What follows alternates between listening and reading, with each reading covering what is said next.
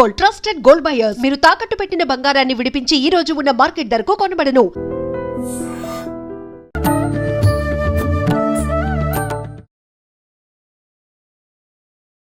నమస్కారం.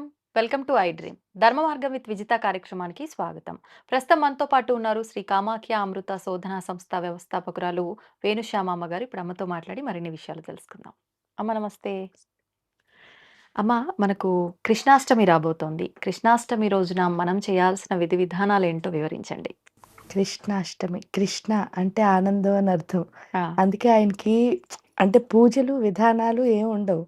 అక్కడ ఉన్నదంతా మధుర భక్తే. ఉమ్, మధుర భక్తి అంటే ఆయన్ని ప్రేమించడమే.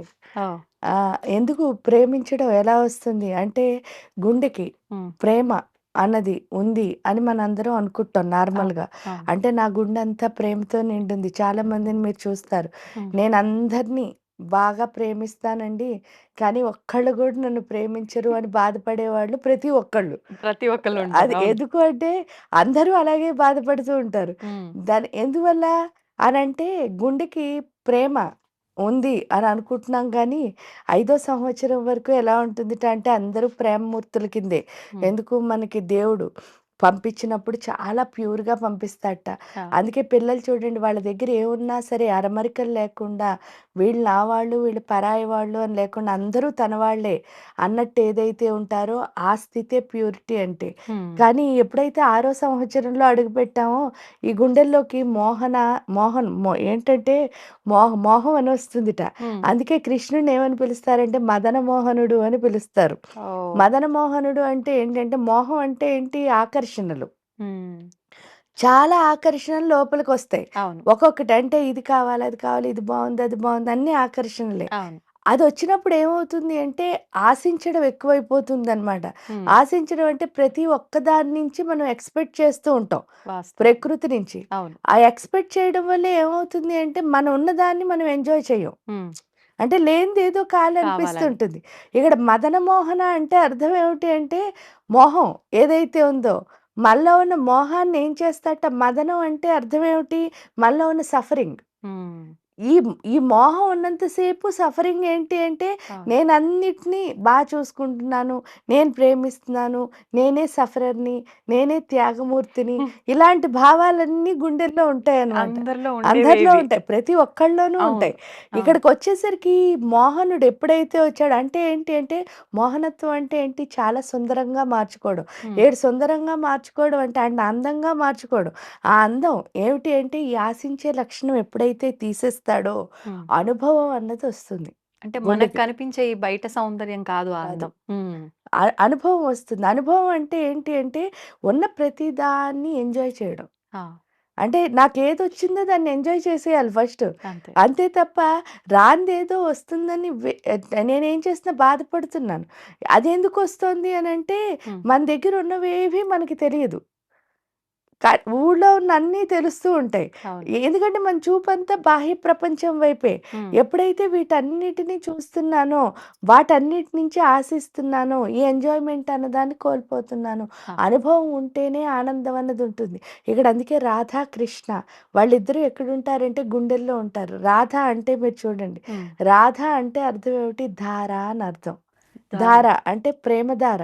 అలా ధారాపాతంగా ప్రేమను కురిపించేదెవరు అంటే రాధ. కృష్ణ అంటే ఆనందం. హ్మ్. ప్రేమమయమైన అంటే గుండె ఎప్పుడు ప్రేమొస్తుందో అప్పుడే ఆనందం వస్తుంది. అవును. అందుకని చెప్పేసి ఈ ఆశించే లక్షణాన్ని తీసేసి ఎవరైతే అనుభవం ఇస్తారో ఆయన్ని కృష్ణుడు అంటారు. హ్మ్. ఈ ప్రేమ ఎవరైతే మన లోపల పెట్టి మనకి ఆనందాన్నిస్తుందో ఆవిడ రాధ. హ్మ్. అంటే ఈవిడేం చేస్తోంది? కృష్ణుడిని చేరుస్తోంది. అవును. కృష్ణుడేం చేస్తున్నాడంటే రాధని రాధని. చేరుస్తున్నాడు.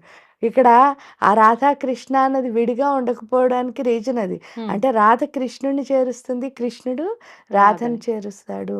అక్కడ మీరు ప్రతి దాంట్లోనూ ఒక రాసలీల అనుకోండి, లేదా ఈ చీరలు వస్త్రాపహరణం హ్మ్. చేయడం అనుకోండి, లేదా కాళింగి మర్దనం అనుకోండి. ఒక్కొక్క లీలలో ఒక్కొక్క గొప్పతనం. అంటే మనం ఎంత బాగా కృష్ణుడిని ప్రేమించాలి అవును. అన్నదే మనకు తెలుస్తుంది. హ్మ్. ఎందుకు అనంటే చాలామంది భక్తులు అని అనుకుంటారు ఫస్ట్ ఆఫ్ ఆల్. ఆ! అదొక అది కూడా ఒక అహంకారమే. రెండో అహంకారం ఏమిటి అంటే ఏదైనా ఇప్పుడు చూడండి గుడికి ఒక హ్మ్. డొనేషన్ ఇచ్చినా, లేకపోతే గుడి దగ్గర సేవ చేసినా, నేను చాలా గొప్ప సేవకుడిని అనుకుంటారు. అది అహంకారమే. అవును. ఏ ఇక్కడికొచ్చేసరికి డ్యూటీ చేస్తున్న వాళ్ళుంటారు గుళ్ళో. హ్మ్. హ్మ్. ఏ నేను 8 అవర్స్ ఇక్కడ డ్యూటీ చేయకపోతే ఇవన్నీ ఆర్గనైజ్డ్‌గా ఉండవు అనుకుంటారు. అది కూడా అహంకారమే. ఎందుకు అనంటే ఇక్కడ 8 అవర్స్ డ్యూటీ చేసేవాడు. సపోజ్ మనం తిరుపతి వెళ్ళామనుకోండి. అవును. 24 గంటలు టెంపుల్ తీసుంటుంది. అవును. 3 8లు 24 అంటే 8, 8 షిఫ్ట్‌ల కింద. డివైడ్ 3, అయిపోయినాయి. 3 షిఫ్టుల్లో వస్తారు అవును. మనుషులు. వాళ్ళొస్తారు వెళ్ళిపోతారు 8 గంటలు వర్క్ చేసి. హ్మ్. ఈ భక్తులు నేను చాలా సేపు లైన్‌లో నుంచున్నానండి అంటారు. హ్మ్. అని ఒక 2, 3 గంటల్లో లేకపోతే మహా అయితే ఫ్రీ దర్శనం అయితే ఒక 24 గంటలు, 18 గంటలు రష్‌ని బట్టి ఉంటుంది. అవును. అంటే ఒక డే అంతా ఆ! మాక్సిమం వాళ్ళు వెయిట్ చేస్తున్నారు దేవుడి కోసం. కొంతమంది కింద నుంచి నడిచి వెళ్తారు. అవును. వాళ్ళు నాకు కాళ్ళు నొప్పులొచ్చి ఇలా దేవుడి కోసం వచ్చాను అంటే నేను చాలా భక్తిని ప్రదర్శిస్తున్నాను అని చెప్తారు. ఇంకా చూడండి డొనేషన్స్ ఇచ్చేవాళ్ళు వాళ్ళు. నేను ఈ విధంగా నా హ్మ్. శక్తినిచ్చి సేవ చేస్తున్నాను. హ్మ్. ఆడ తుడిచేవాళ్ళు వాళ్ళు. తిరుపతి నేను సేవకెళ్ళానండి. హ్మ్. అంటే అన్నీ గొప్పగా చెప్పుకుంటున్నాం కానీ, అక్కడ ఒక గొప్పతనం ఉంది. దాన్నెప్పుడు మనం చూడలేట.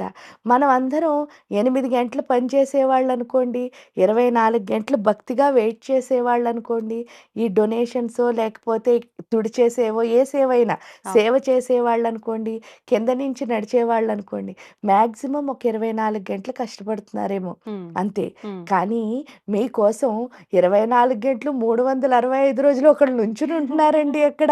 అది ఎవరికైనా గుర్తుంటుందా? గుర్తించట్లేదు. గుర్తించట్లేదు.